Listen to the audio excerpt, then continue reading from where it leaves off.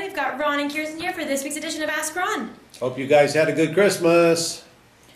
Me too. Okay, so I've got a couple questions from James Bueller in Akron, Ohio. All right. So his first question is, I'm just getting started in the business. I know a real estate agent whose license is in escrow. If I pay the $800 to activate the license and the MLS fee, which is between $800 to $1,000 a year, how exactly should I seek Stop.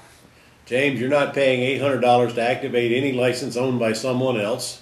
You do not even need a realtor to do this business because anything you buy through the MLS will be made, offers will already be in the MLS. You do not need a realtor working just for you or are relying on you or you relying on them. That's just not the way the business works. And the last thing you want to do is pay for somebody else's license.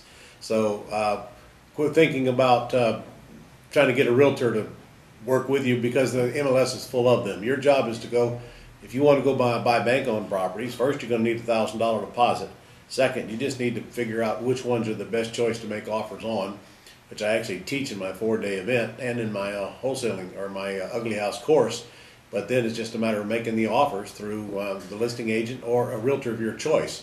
But you don't need to play any funny games to get a realtor to work with you. The city's full of them. All right. So his next question.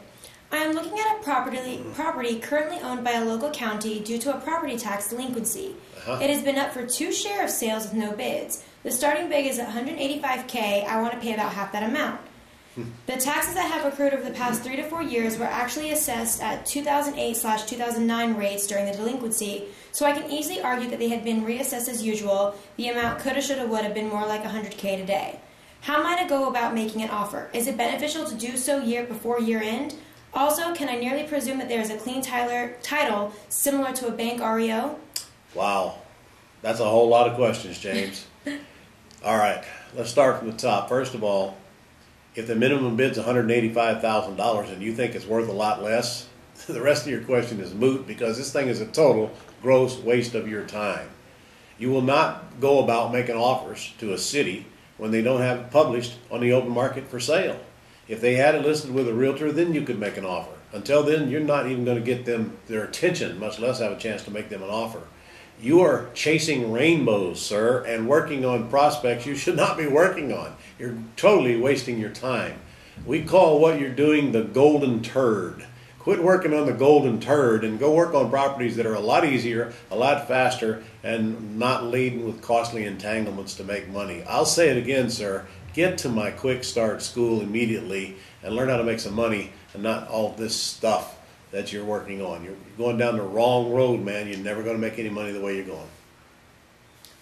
Okay, so his last question is, a local man had some convoluted financial problems. He had many personally guaranteed loans on rental properties and ended up killing himself. He has no will, and I know his parents who showed me the house yesterday. How can I pursue this house? I have no idea what happens legally when someone dies. You can't pursue this house until it becomes available on the market for sale. Here we go again with these golden turds, man. You're just insisting on doing them, aren't you? It's a probate deal you're talking about. Until it goes through probate, nobody will be able to buy it. And if it goes through probate, then it'll be on the open market for sale. The most you can do is let the trustee or the probate attorney know that you're interested when they get the title work cleared up. Until that happens, it's a waste of your energy. Quit chasing deals where there aren't any deals. Find properties that are on the market for sale and learn how to buy those and not all of these hard deals that are never going to do anything but suck up your life and make you a single dime. Okay. Our next question is from Glenn Huey in Lake City, Florida. Good. Is Axe the only way to handle over-leveraged houses? Meaning, what would be the problem with doing the same deal with the long-term closing date if I can get a seller and tenant buyer to agree? This question is generated because I just watched Lesson 54, and the second mistake you mentioned, a deposit assistance program. So another question is whether or not Wait a the minute, additional... slow down. You mean a down payment assistance program? He said deposit assistance program. He Okay. might have meant down payment, and Right. maybe he misunderstood. Sorry. Okay. So another question is whether or not the additional monthly amount for the assistance runs the full term of the deal. All right, stop. All right, here we go again. To answer your first question, if it's over leveraged, it's an Axe deal, pure and simple. Get out of it and be done with it because there's no reason for you to stay. You get no monthly income and you get no equity. It's time to exit. The down payment assistance program does not even apply to an axe deal because the tenant will be paying the same amount to the seller that the seller owes on the payment. There is no other additional money asked for or due. There is no down payment assistance program applicable to axe. And there's no reason for you to stay in a deal long term if you're not getting monthly cash flow or equity on it. So be clear on what axe is. Assignment of contracts and term system.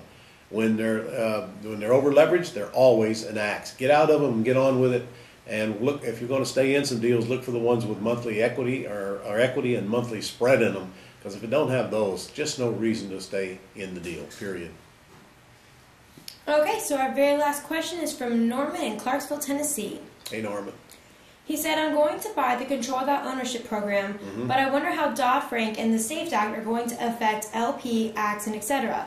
If I buy the program now, will there be an update to the course after the above kicks in fully in January?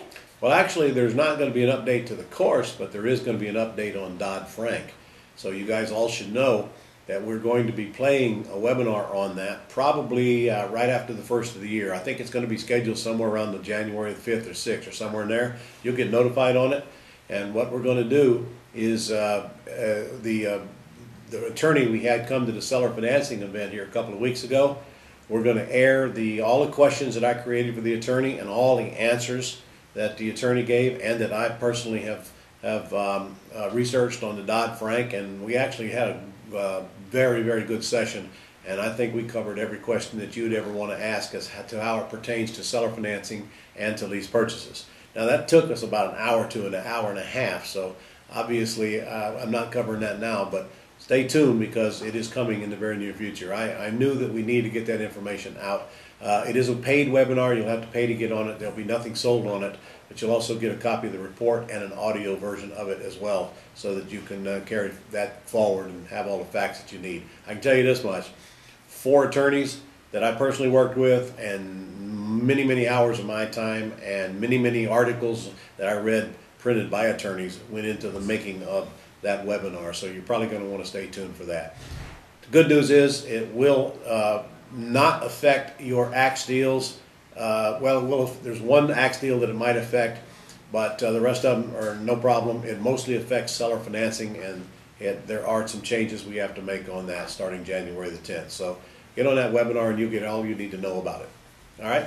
Okay, that's it for this week. Okay, guys, have a great new year. I'm going on a cruise here this weekend, so I won't be on here next week. Maybe we'll get Scott on here, huh, Kirsten? We love us some Scott. He's down somewhere in South Florida fishing right now. He thinks he's got to take a vacation. I have no idea why he thinks he needs a vacation, but here I am going on a cruise, so I guess I have no reason to talk.